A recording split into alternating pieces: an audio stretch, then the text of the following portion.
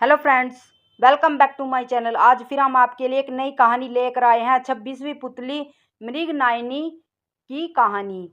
मृगनायनी नामक 26वीं पुतली ने जो कथा सुनाई वह इस प्रकार है। राजा विक्रमादित्य न सिर्फ अपना राज काज पूरे मनोयोग से चलाते थे, बल्कि त्याग, दान, वीरता, दया, वीरता इत्यादि अनेकों श्रेष्ठ गुणों के धनी थे। वे किसी तपस्वी की भांति अन्न जल का त्याग कर लंबे समय तक तपस्या में लीन रह सकते थे। ऐसा कठोर तप कर सकते थे कि इंद्रासन डोल जाए। एक बार उनके दरबार में एक साधारण सी वेशभूषा वाले एक युवक को पकड़कर उनके सैनिक लाए।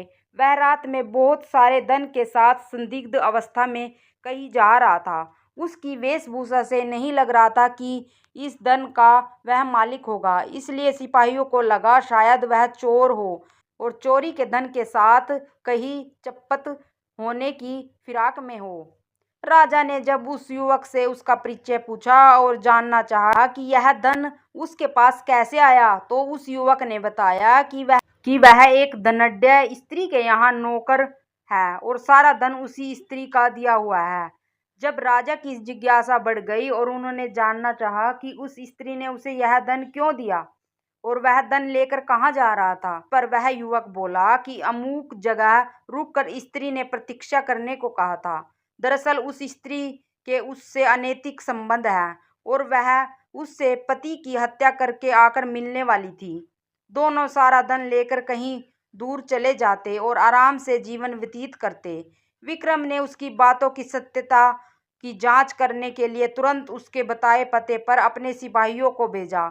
सिपाहियों ने आकर खबर दी कि उस स्त्री को अपने नौकर के गिरफ्तार होने की सूचना मिल चुकी है। अब वह विलाप करके कह रही है कि लुटेरों ने सारा धन लूट लिया और उसके पति की हत्या करके भाग गए। उसने पति की चिता सजवाई है और खुद को पतिव्रता साबित करने के लिए सती होने की योजना बना रही है।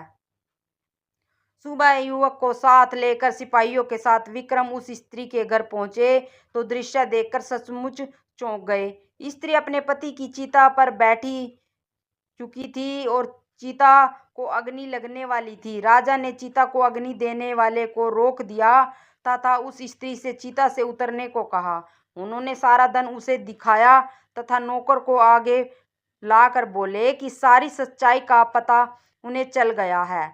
उन्होंने उस स्त्री को त्रिया चरित्र का त्याग करने को कहा तथा राजदंड भुगतने को तैयार हो जाने की आज्ञा दी।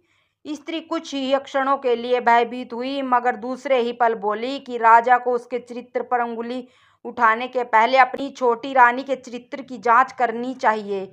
इतना कहकर वह बिजली सी फुर्ती से चिता पर कूदी और उसमें आग लगाकर सती हो गई। कोई कुछ करता वह स्त्री जल कर राख हो गई। राजा सिपाहियों सहित अपने महल वापस लौट गए। उन्हें उस स्त्री के अंतिम शब्द अब भी तक जला रहे थे। उन्होंने छोटी रानी पर निगाह रखनी शुरू कर दी। एक रात उन्हें सोता समझकर छोटी रानी उठी और पिछले दरवाजे से महल से बाहर निकल गई। राजा भी दबे पांव उसका पीछा करने लगे। चलकर वह कुछ दूर से धुनी रमाए एक साधु के पास गई। साधु ने उसे देखा तो उठ गया और उसे लेकर पास बनी एक कुटिया के अंदर दोनों चले गए। विक्रम ने कुटिया में जो देखा वह उनके लिए असहनीय था। रानी निर्वस्त्र होकर उस साधु का आलिंगन करने लगी तथा दोनों पति पत्नी की तरह प्यार करने लगे।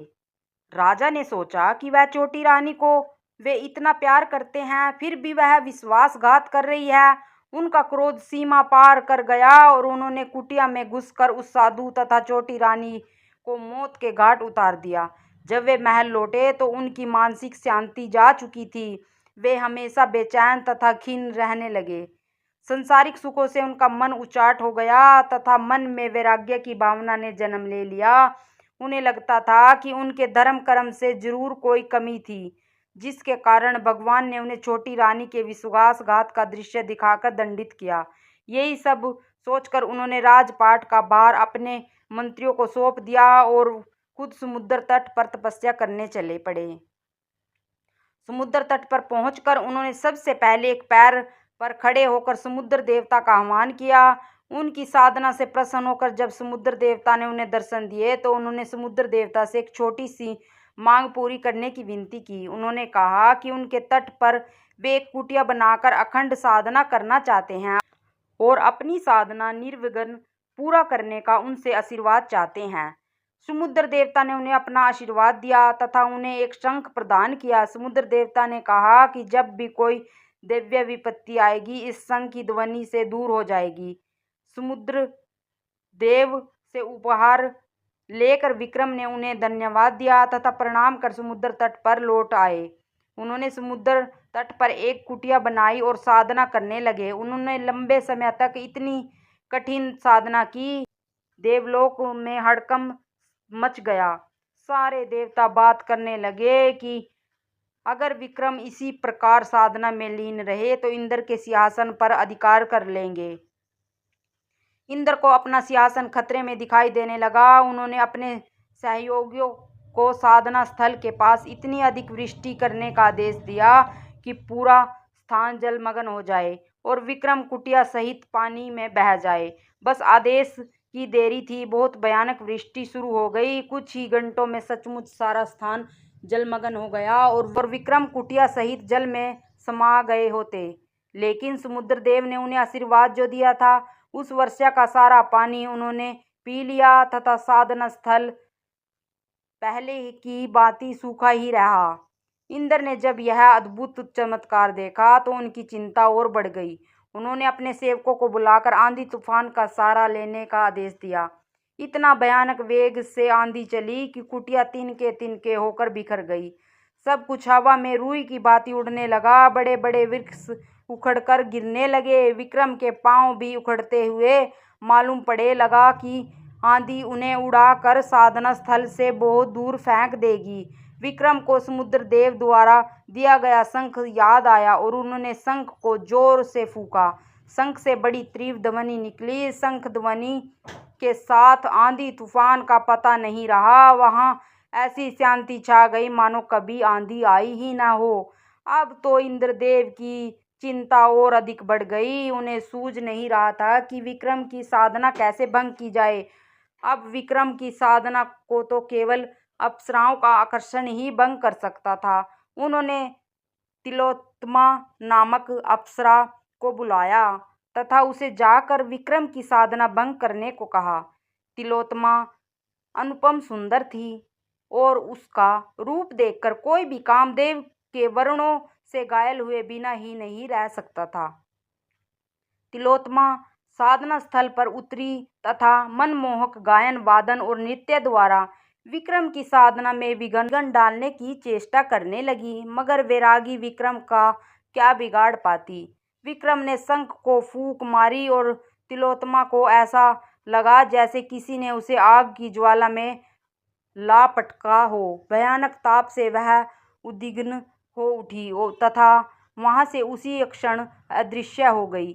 जब यह युक्ति भी कारागार नहीं हुई तो इंद्र का आत्मविश्वास पूरी तरह डोल गया। उन्होंने खुद ब्राह्मण का वेश धरा और साधना स्थल आए। वे जानते थे कि विक्रम याचकों को कभी निराश नहीं करते तथा सामर्थ्यानुसार दान देते हैं। जब इंद्र विक्रम के पास पहुंचे तो विक्रम ने उनके आने का प्रयोजन पूछा। उन्होंने विक्रम से भिक्षा देने को कहा तथा भिक्षा के रूप में उनकी कठिन साधना का सारा फल मांग लिया। विक्रम ने अपनी साधना का सारा फल उन्हें सहर्ष दान कर दिया। साधना फल दान क्या दिया कि इंद्र को अभयदान मिल गया। उन्होंने प्रकट होकर विक्रम की महानता का गुणगान किया और आशीर्वाद दिया। उन्होंने कहा कि विक्रम के राज्य में अतिवृष्टि और अनावृष्टि नहीं होगी, कभी अकाल या सूखा नहीं पड़ेगा, सारी फसलें समय पर और भरपूर होंगी। इतना कहकर इंद्र अंतर्ध्यान हो गए। Thanks for watching.